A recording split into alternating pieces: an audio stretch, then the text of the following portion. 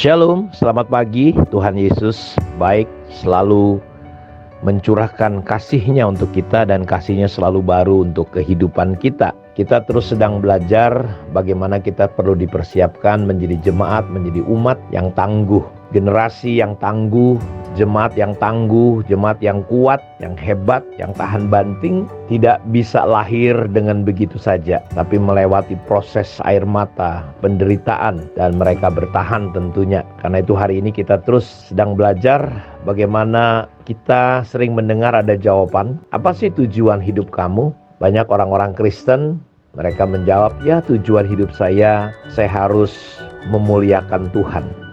Dalam Roma pasal 12 ayat yang kedua dikatakan bahwa dalam ayat 1 dan 2 bahwa Paulus memberi nasihat kepada gereja di Roma dan dia berkata bahwa persembahkanlah tubuhmu sebagai persembahan yang hidup, yang kudus dan berkenan kepada Allah. Itulah ibadah yang sejati. Jadi kita sewajarnya bahwa kita perlu memuliakan Tuhan dalam hidup ini.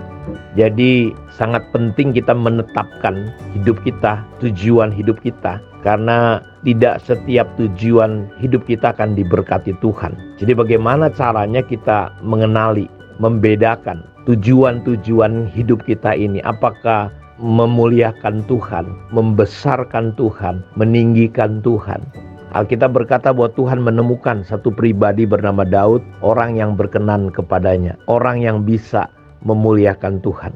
Jadi kita perlu menetapkan diri kita, melakukan segala sesuatu yang kita lakukan harusnya semuanya untuk memuliakan Tuhan. Karena itu, apakah tujuan saya memuliakan Tuhan? Ini penting pertanyaan ini. Apakah atau akankah tujuan-tujuan saya itu memuliakan Tuhan? Jadi tujuan seperti apa yang akan mendatangkan kemuliaan bagi nama Tuhan? Tentu saya percaya bahwa tujuan apapun yang membuat saya lebih percaya kepada Tuhan, lebih bergantung kepada Tuhan, lebih mengasihi Dia, lebih mengasihi orang lain, lebih melayani Dia, atau lebih melayani orang lain. Jadi, apakah tujuan hidup kita itu membuat saudara lebih percaya kepadanya? Apa yang kita lakukan apakah membuat kita lebih percaya, lebih bergantung kepadanya, lebih mengasihi Dia, lebih mencintai orang lain, lebih melayani Tuhan, atau kita lebih melayani orang lain?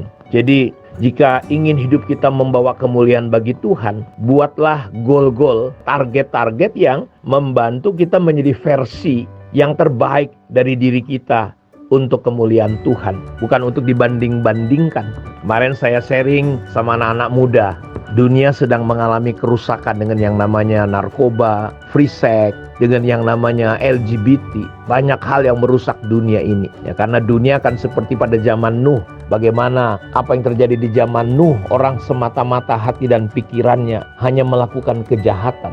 Bagaimana kita bisa tidak ikut rusak dengan kerusakan dunia? Saya berkata kepada mereka, salah satunya adalah kita jangan fokus kepada yang rusak, tapi kita mulai fokus kepada tujuan hidup kita. Karena saya percaya tidak ada yang kebetulan kita hidup di dunia ini. Kita hidup di dunia dengan sebuah tujuan yang jelas. Karena itu saya dorong anak-anak muda dalam sharing saya kemarin, bahwa mereka perlu menemukan kekuatan-kekuatan Tuhan dalam hidup mereka. Mereka perlu mengembangkan diri, potensi. Mereka tidak sibuk melihat kerusakan-kerusakan itu. Biar orang mau rusak, silakan rusak, karena ini zamannya. Orang yang jahat akan semakin jahat. Dan saya percaya gereja atau kita akan lepas dari semua kerusakan dunia ketika kita fokus mengembangkan, membangun diri kita untuk menghidupi tujuan Tuhan dalam hidup kita. Sehingga ketika kita mengembangkan diri kita nggak punya waktu untuk gosip, untuk ikut rusak dengan semua kerusakan yang terjadi di dunia ini. Karena itu pertanyaannya, apakah tujuan saya dilandasi oleh kasih Tuhan? Tadi, apakah tujuan kita memuliakan Tuhan? Sekarang, apakah tujuan kita dilandasi oleh yang namanya kasih? Ini yang namanya motivasi, dasar hati kita. Dan hanya kita dan Tuhan yang tahu jawabannya. Tuhan tidak memberkati tujuan yang dilandasi hanya karena keserakahan. Terkadang orang kelihatan baik, tapi dasar hatinya dilandasi oleh keserakahan, oleh iri hati, rasa bersalah, rasa ketakutan, kesombongan, pembuktian diri, kekhawatiran, dan macam-macam. Ada banyak gerakan-gerakan yang kita lakukan, tapi dilandasi oleh motif hati yang tidak baik. Sebaliknya, Tuhan menghargai tujuan yang didorong oleh hasrat atau dasar untuk mengasihi Dia dan orang lain.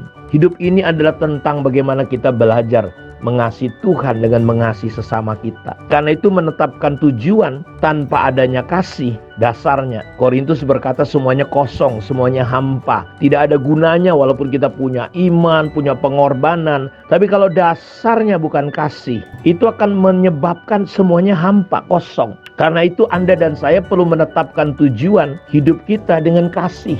Ya, dasarnya kasih. Membuat kita akan memperlakukan orang lain sebagai sebuah bukan hanya sebuah proyek, tapi kita betul-betul melandasinya semua dengan kasih, dengan tujuan bagaimana mereka mengenal Tuhan. Ketika kita menyetir, biar kita hanya untuk mencapai tujuan, bukan untuk seorang diri, tetapi kita bagaimana kita bekerja untuk menunjukkan Tuhan kepada mereka. Jadi hidup bukan hanya soal pencapaian, tentang apa kata orang, tapi tentang hubungan kita, di mana kita perlu belajar mengasihi. Ya, sudahkah saudara merenungkan tujuan-tujuan saudara? Apakah tujuan-tujuan kita membawa dampak kepada orang lain? Apakah tujuan-tujuan kita bisa menetralisir, membangun hubungan, mendamaikan orang satu dengan yang lain? Ingat Bapak Ibu, kasih itulah yang terbesar dan hanya akan tinggal tetap cuma kasih. Karena itu biarlah pergerakan kita seperti Paulus katakan, aku bukan aku, tapi kasih karunia. Ya, itu yang membuat aku bekerja lebih keras dari siapapun, bukan aku, tapi kasih karunia. Dan saya berdoa biar kiranya ke depan kita semakin digerakkan oleh kasih Allah. Tujuan-tujuan kita didasari oleh kasih Allah, dan kita tahu tujuan kita kemana. Ya, Tuhan sedang menyiapkan kita untuk menjadi generasi yang tangguh, yang menang, kuat menghadapi segala sesuatu. Kiranya Tuhan memberkati kita semua. Shalom, mari kita berdoa. Bapa, terima kasih. Kau berkati semua umat-Mu dimanapun mereka berada. Lawat dan tolong mereka ya Bapa. Terpujilah Engkau Tuhan, di dalam nama Yesus kami berdoa. Amin. Tuhan memberkati kita semua. Shalom.